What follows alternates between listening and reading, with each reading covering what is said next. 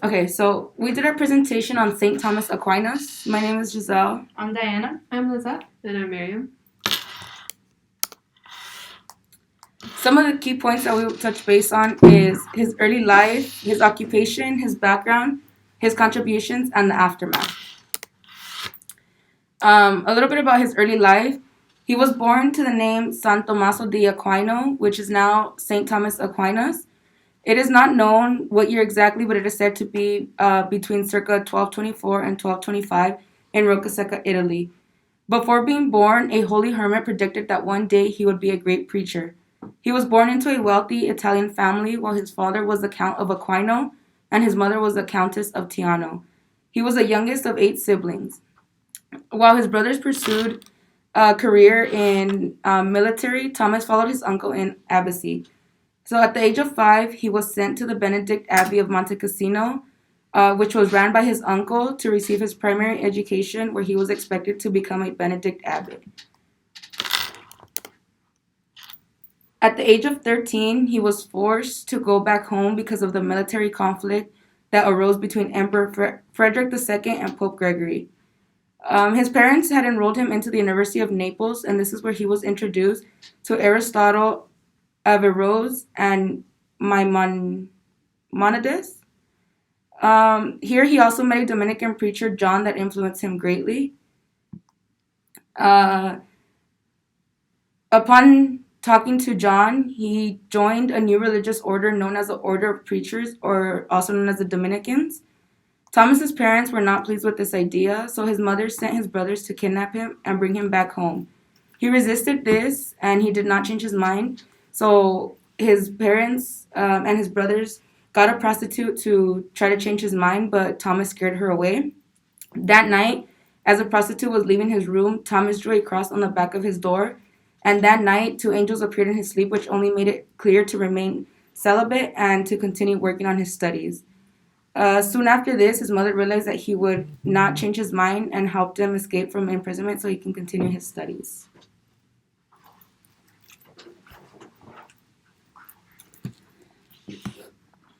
Okay, so moving on, I will be talking about the background, which is mainly focused on his education. So Thomas Aquinas spent 5 years completing his primary education at the Benedictine house in Naples. During those 5 years, he studied Aristotle's work, which would later become a major launching point for St. Thomas Aquinas' own exploration in philosophy. He also developed an interest in contemporary monastic orders, which he was particularly drawn to those that emphasized the life of spiritual service in contrast with the more traditional views and sheltered lifestyle he'd observed at the Abbey of Monte Cassino. During his studies at the University of Naples in 1239 to 1245, circa 1239, his first encounter with scientific and philosophical works translated from Greek and Arabic. So a little bit prior to this, he had secretly joined an order of Dominican monks, receiving the habit in 1244. So his family eventually found out, and they felt so betrayed that they held him captive for a year. And during this time, they attempted to deprogram Thomas of his new beliefs. So, after all of this had happened, he criticized the thesis that philosophy is distinct from theology, and as the notion of a physical nature that has determined laws. Aristotle furnished Aquinas with the categories that were necessary for the expression of this concept. The soul is the form of the body. So he was especially critical of the theory that the soul is bound up with the body as the two necessary principles that make up the nature of man, and also reacted strongly to the Aristotelians' denial of the Platonic Augustinian theory of knowledge based upon exemplary ideas and forms. So for Thomas, then the body is the matter and the soul is the form of the man. So the objection was raised that he was not sufficiently safeguarding the transcendence of the spirit, and the doctrine that the soul survives after the death of the body. Moving to the University of Paris, so this was around 1245 to 1248. Within his arrival, the influx of Arabian Aristotelian science was arousing a sharp reaction among believers. That church authorities even tried to block the naturalism and rationalism that were emanating from this philosophy. So while he was at the university, he also famously disputed with philosophers who were contending on Aristotelian grounds, wrongly in Thomas's view that all human beings shared one intellect. The doctrine that Thomas argued was incompatible with personal immortality and moral responsibility, not to mention our experience of ourselves as individual knowers. So his occupation, St. Thomas Aquinas devoted himself to being a couple things throughout his life. He was a friar at an early age. He was a priest. He had a life of traveling. He was a philosopher, a theologian, as well as a writer, a physician, and a literary historian. During his travels, he had embarked on a trip to Lyon, France, on foot to serve on the Second Council, but he never made it there. Along the way, he fell ill at the Cistercian monastery of Fossanova in Italy. As a philosopher and a theologian of the medieval period, he was the foremost classical proponent of the natural theology at the peak of scholasticism in Europe. So he was also the founder of the Thomistic school of philosophy and theology. Like I had mentioned earlier, he was a friar at the age of 18 because he was too rich and powerful, so he opted for a simple life of a begging friar. As a writer, he was the greatest of the scholastic philosophers. He produced a comprehensive synthesis of Christian theology and Aristotelian philosophy that influenced Roman Catholic doctrine for centuries and was adopted as the official philosophy of the Church in 1917. Moving on is the contributions.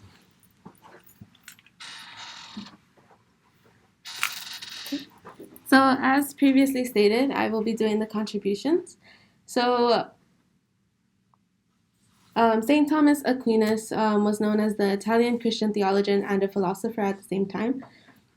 His position regarding faith and reason required fundamental consistency of realities and nature to be recognized. A physis, which is nature, has necessary laws. Recognition of this fact permits the construction of a science according to logos, which is rational structure. Aquinas believed that nature should assume its proper religious values and lead to God by more rational ways, meaning that everything should ultimately lead to God since nature is God. His works were divided into three categories. The first one is commentaries on the Old and New Testaments, the sentences of Peter Lombard, and the writings of Aristotle. The second is disputed questions, accounts of his teachings as a master in the disputations. And the third one is two summae, or personal synthesis, the Summa contra Gentiles and the Summa Theologiae. Because his teachings were in the form of questions, the critical research is presented as pro and con arguments, which is the system that is mostly used in universities. This system is known as the pedagogical system. So he made 7 contributions in total. The first one is theology, which is strictly about God. It is simple, perfect, infinite, immutable, and unique. That is how Aquinas defined God. And he also stated that God is not composed of parts, meaning that God is not composed of body nor soul, but he is just a higher entity. The second is philosophy. This contributes of Thomas Aquinas getting ideas from Aristotle and creating something new with it. The main purpose of that was that all matter exists physically, but the essence is manifested by the perfect creation of God. The third one is psychology, Thomas Aquinas, and morality. So this has to do with free will. So free will provoking an infinity of deductions and study in this field. Human beings are not limited to the idea of cause and effect, and we are responsible for our own actions, and free will is not contradictory to the existence of God. The next one is metaphysics, which is the idea of static. So the static world is based on Aquinas. It is the perfection. And natural movement and voluntary movement were distinguished during his study of the metaphysics. So Thomas Aquinas' study of metaphysics was believed to be more based on his religious beliefs. He believed that the supreme God is always at the top of the pyramid, and because the static world is perfection, he believed that motionless was perfect, and every movement is realized by a supreme being, which is God. And one of his famous quotes that he discovered during metaphysics, and people quoted him on this, is, "If an essence has act of being, the act of being is limited by that essence, who act it is." The fifth one is pedagogy, which is influence on education. This happened when he worked at a university for the teacher. This happened while he worked at a university as a teacher. I could not find the university that he worked for. However, while he was working there, he distinguished different types of wisdom. The wisdoms are productive, moral, rational, and natural. He also contributed to law, and this became known as the theory of law. The law is made up of laws which are instruments for the common good. Aquinas stated that the light of reason is placed by nature, and nature is God, in every man to guide him in his acts, meaning that God's creatures use reason to lead their lives, and this is natural law. The last one is economy, which is private property. This ended up being the foundation for the theory of economics, and the belief behind this is that everything around us was not ours, and God is the creator. So to emphasize a little bit more on this has to do with God creating everything, and since God created us and everything in the world, everything belongs to God, and in order for him not to be selfish and being generous, he allowed us to share it with him, and man needed incentives to perform, which goes on to private property. Then this is the result of human work. So Aquinas believed that God invented private property because it would be like our own safe haven, and it is something that we do not share with God.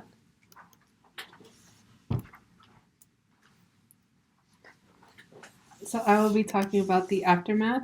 So soon after Aquinas' death, Bishop Etienne Tempier of Paris had issued for 219 propositions to be condemned, known as the Condemnation of 1277.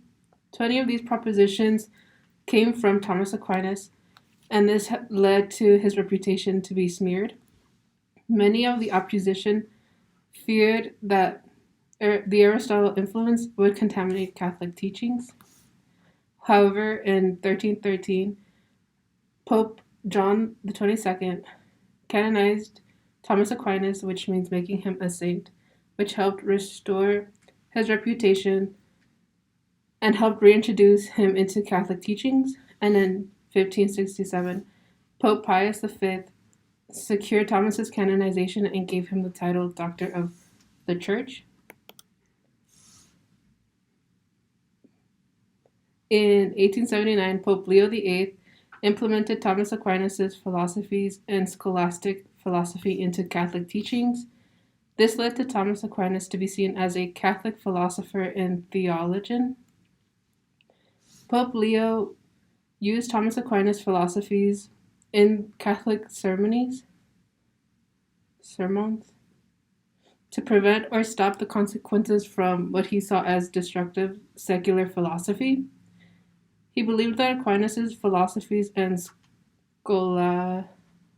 scholasticism could be seen as a defense for faith and the means to revive Christian philosophies. In 1962 to 1965, Aquinas' philosophies were reinstated into the church.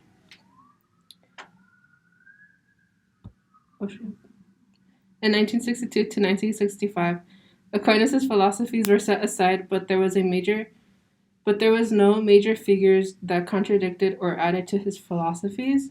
And in 1998, his philosophies were reinstated into the church, and till this day, the church still uses Aquinas' philosophies and theologies to understand how we might know the existence of God.